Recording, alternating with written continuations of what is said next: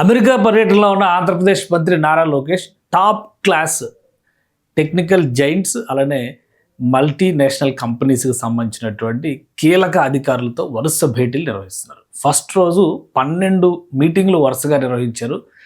Next day ఇప్పుడు చూస్తే 6 కీలక కంపెనీలతో భేటీలు జరిగాయి. అసలు 6 కంపెనీలు ఏంటి, వాటి నుంచి ఆంధ్రప్రదేశ్ ప్రభుత్వం ఏమి ఆశిస్తుంది ఒకసారి విశ్లేషించే ప్రయత్నం చేద్దాం. ఇంటెల్ కంపెనీ, ఈ పేరు తెలియని వాళ్ళు ఉంటారు. కంప్యూటర్ ముట్టుకున్న ప్రతి ఒక్కళ్ళు కూడా ఇంటెల్ గురించి మాట్లాడతారు. కానీ ఇంటెల్కి సిటిఓగా ఉన్నటువంటి శేష కృష్ణపుర, ముఖ్యంగా లోకేష్ గారిని ఈ విషయంలో మనం అప్రిషియేట్ చేయాల్సింది ఏంటంటే ఆయన పెట్టుకున్నటువంటి టార్గెట్స్ అన్నీ కూడా ఎవరైతే కీలకమైన పదవుల్లో భారతీయ అధికారులు ఉన్నారో, ఉన్నతాధికారులుగా అక్కడ సేవలు అందిస్తున్నారో వాళ్ళని అందరినీ టచ్ చేస్తున్నారు ఈ టూర్లో. అది మాత్రం గొప్ప విషయం. సుందర్ పిచాయ్ దగ్గర నుంచి ప్రతి ఒక్కరిని టచ్ చేస్తున్నారు. అదే క్రమంలో ఇంటెల్ సిటిఓ శేష కృష్ణపురతో ఆయన శాంటా క్లారాలో భేటీ అయ్యారు.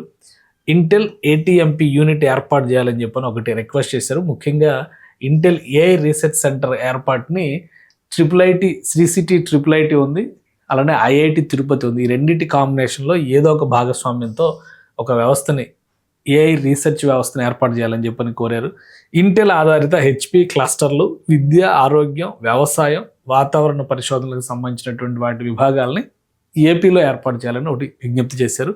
ఇంజనీరింగ్ పాలిటెక్నిక్ కోర్సులో Intel digital readiness, AI for యూత్ని చేర్చడం అనేది ముఖ్య ఎజెండాగా వివరించారు. ఏపీ విశ్వవిద్యాలయాల్లో Intel skill labs, VLSI, semi conductor basics, AI robotics శిక్షణ, అలానే రాష్ట్ర ప్రభుత్వం ఇంటెల్ కలిసి హ్యాకథాన్లు, ఇన్నోవేషన్ ఛాలెంజ్లు నిర్వహించాలని చెప్పని.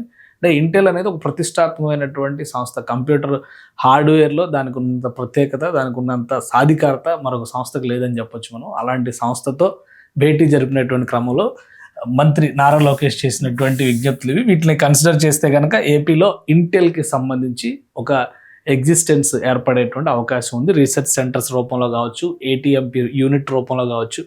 సో అలానే ఎన్విడియా ప్రపంచంలోనే ఇప్పుడు లార్జెస్ట్ కంపెనీగా గుర్తింపు పొందింది, రిచెస్ట్ కంపెనీగా గుర్తింపు పొందింది. ఎన్విడియాకి సంబంధించి CEO రాజ్ మీర్పురితో భేటీ జరిగింది.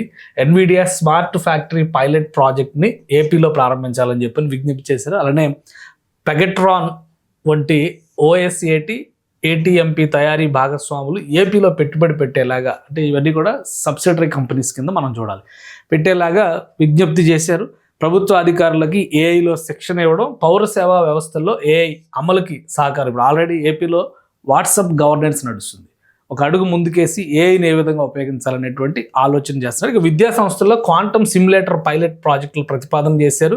ఏపీ డీప్ టెక్ స్టార్టప్లకి ఎన్విడియా ప్రకటించిన $850 మిలియన్ ఫండింగ్ని లింక్ చేయాలని చెప్పని కోరారు. అంటే ఏపీ డీప్ టెక్ స్టార్టప్లకి ఎన్విడియా ఒక ఆల్రెడీ ప్రపంచవ్యాప్తంగా ఒక $850 మిలియన్ ఖర్చు పెట్టేటువంటి క్రమంలో స్టార్టప్లను ఎంకరేజ్మెంట్ చేస్తూ ఉన్నారు. వాటిని ఏపీ డీప్ టెక్ స్టార్టప్లకి కనెక్ట్ చేయాలంటే ఆ ఫండ్ని ఏపీకి తీసుకొచ్చేటువంటి ప్రయత్నం అనమాట. అలానే గతంలో సంతకమైనటువంటి MOUని అమలు చేయడం గురించి ఎన్విడియా ఆల్రెడీ కొన్ని ఒప్పందాలపైన సంతకం చేసింది. వైజాగ్, విజయవాడ అంటే అమరావతిలో ఆపరేషన్స్ కోసం వాటిని ఇమ్మీడియట్గా అమలు చేయాలనేటువంటి విజ్ఞప్తిని కూడా నారా లోకేష్ చేశారు. ఇక మరొకటి గూగుల్ సుందర్ పిచాయ్తో భేటీ. ఇది చాలా కీలకమైంది. దీని మీద మనం స్పెషల్ వీడియో ఇంకోటి కూడా చేద్దాం. విశాఖలో ఈ $15 బిలియన్ AI డేటా సెంటర్ పనులపైన సమీక్ష, దాన్ని ఏపీకి కేటాయించినందుకు కృతజ్ఞతలు చెప్పడంతో పాటు వివిధ అంశాలను మాట్లాడారు. ఇక డ్రోన్ సిటీలో drone assembly, calibration, testing unit ఏర్పాటు చేయాలని చెప్పని ప్రతిపాదించారు. దీని మీద ఒక డీటెయిల్ వీడియో మరొకటి చూద్దాం మనం. అలానే విస్టర్న్ ద్వారా సర్వర్ డేటా సెంటర్ల తయారీ ఎకోసిస్టమ్ని అభివృద్ధి చేయడం, గూగుల్ ఫర్ స్టార్టప్స్ యాక్సెలరేటర్ ద్వారా ఏపీ స్టార్టప్లకు సహకారం. ఏపీలో ఒక స్టార్టప్ హబ్గా ఏపీని మార్చాలనుకున్నారు, టార్గెట్ పెట్టుకున్నారు. ఆ టార్గెట్లో గూగుల్ని భాగస్వామ్యం చేసేటువంటి ప్రయత్నం చేస్తుంది రాష్ట్ర ప్రభుత్వం. ఇంకోటి ఎడోబ్ అనేటువంటి సంస్థ కూడా మనకు చాలా ఫెమిలియర్. ఇప్పుడు ఎడిటింగ్కి సంబంధించి కానీ, పేజ్ మేకర్లో పేజ్ డిజైన్లకు సంబంధించినటువంటి వ్యవస్థల్ని ఎడోబ్ ఒక సాధికారమైనటువంటి సంస్థ. ఎడోబ్ CEO శంతను నారాయణతో భేటీ అయ్యారు నారా లోకేష్. విశాఖపట్నంలో ఎడోబ్ GCC డెవలప్మెంట్ సెంటర్ ఏర్పాటు చేయాలనేటువంటి ప్రతిపాదన చేశారు. ఏపీని ఇంటెల్, AMD, అప్లైడ్ మెటీరియల్స్ వంటి సంస్థలతో కనెక్ట్ చేసి fabless designs, semiconductors and R and D ఎకో సిస్టమ్ను బలోపేతం చేయాలని చెప్పని కోరారు. ఇది అడోబ్ సంస్థ ద్వారా అడుగుతుంది. అలాగే ఏపీ ఇది Pfizer company Andhra Pradesh meditech zone, pharma zone, అంటే మెడిటెక్ జోన్ అనేది వైజాగ్లో ఉంది. సో వాటికి సంబంధించినటువంటి వ్యాక్సిన్స్, ఇతర బయోలాజిక్స్ మ్యానుఫ్యాక్చరింగ్స్ పైన ఇన్వాల్వ్ అవ్వాలనేటువంటి ఒక విజ్ఞప్తి. ఇక ఏపీ ఆర్ఎండి సంస్థలతో clinical trials, digital health pilots శిక్షణకి సహకారం, కేకేఆర్ పెట్టుబడులు ఏపీ ఆరోగ్య రంగంలో ఆకర్షించేందుకు కొన్ని ప్రయత్నాలు. ఇది మొత్తంగా అడోబ్ సంస్థతో జరిగినటువంటి భేటీ సారాంశం. ఇంకా జూమ్ గురించి మనకు తెలిసి ఈ మధ్యకాలంలో బాగా డెవలప్ అయినటువంటి జూమ్ యాప్ గురించి మనం విన్నాం. జూమ్కి సంబంధించినటువంటి శంకర్లింగంతో భేటీ అయ్యారు. విశాఖ, అమరావతిలో Zoom R and D engineering development centre ఏర్పాటు చేయాలని ప్రతిపాదించారు. విశాఖలో జూమ్ జీసీసీకి ప్రతిపాదన చేశారు. గ్రామీణ విద్యకి వర్చువల్ క్లాస్ రూమ్స్ని ఎలా మేళవించాలనే దాని మీద వీళ్ళిద్దరి మధ్య చర్చలు జరిగినాయి. ఇక రాష్ట్ర వ్యాప్తంగా టెలిమెడిసిన్ నెట్వర్క్ని ఏర్పాటు చేయడానికి కూడా జూమ్ సహకారం. జూమ్ కాల్స్, జూమ్ కనెక్టివిటీ గురించి ప్రపంచవ్యాప్తంగా ఇప్పుడు ఆదరణ పొందింది. ఎక్కడి నుంచి ఎరగని వర్చువల్ కాలింగ్ అంటే వీడియో కాలింగ్ చేయడానికి జూమ్ ఒక అనువైనటువంటి యాప్గా, ఎస్టాబ్లిష్డ్ యాప్గా, ప్రూవెన్ యాప్గా గుర్తింపు పొందింది. సో ఈ సంస్థ నుంచి ప్రభుత్వం కోరుతున్నటువంటి సహకారం. శంకర్లింగం గారితో భేటీ తర్వాత జూమ్ని రాష్ట్రంలో క్లాస్ రూమ్ దగ్గర నుంచి వివిధ అంశాల్లో జూమ్ నెట్వర్క్ను ఉపయోగించుకోవడం పైన రాష్ట్ర ప్రభుత్వం ఫోకస్ పెడుతుంది. సో ఇది ఒకటి. ఆరోగది కీలకమైనటువంటి మీటింగ్ ఏంటంటే బే ఏరియా కౌన్సిల్కి సంబంధించి దానిలో లోకేష్ ఏపీలో జరుగుతున్నటువంటి డెవలప్మెంట్స్ గురించి మాట్లాడారు. ఈ 5 అయితే అఫీషియల్ కంపెనీస్తో చేసినటువంటి ఇది. ఈ 6వ భేటీ మాత్రం బే ఏరియాకి సంబంధించి, అంటే అమెరికాలో బే ఏరియా మొత్తం కూడా సాఫ్ట్వేర్ ఇండస్ట్రీకి హబ్ కింద చెప్తారు. అక్కడ బే ఏరియా కౌన్సిల్ మీటింగ్లో ఆయన పార్టిసిపేట్ చేశారు.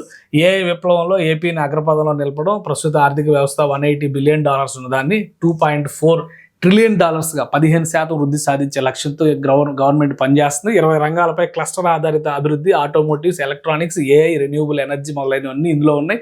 అలానే ఏపీకి ఒక బ్రాండ్ ఇమేజ్ ఉంది. ఆ బ్రాండ్ ఇమేజ్ను ఉపయోగించుకునేటువంటి ప్రయత్నాలు చేస్తుంది. పునరుత్పాదక శక్తిలో ఏపీని దేశంలో టాప్ 5 కంట్రీస్లో స్టేట్స్లో ఒకటిగా నిలబెట్టాలనేది, పెట్టుబడులు రావడానికి ఉన్నటువంటి ప్రత్యేకమైన వసతులు, స్పీడ్ ఆఫ్ డూయింగ్ బిజినెస్, అనుభవం, దార్శనికత కలిగినటువంటి నాయకత్వం, అంటే ఆల్రెడీ చంద్రబాబు నాయుడు గారు ఒక బ్రాండ్ అని చెప్పనే ఇమేజ్ ఉంది. ఇక డబుల్ ఇంజిన్ సర్కార్ కలిసి వస్తుందనేటువంటి ఇవన్నీ కూడా ప్రజెంట్ చేశారనమాట.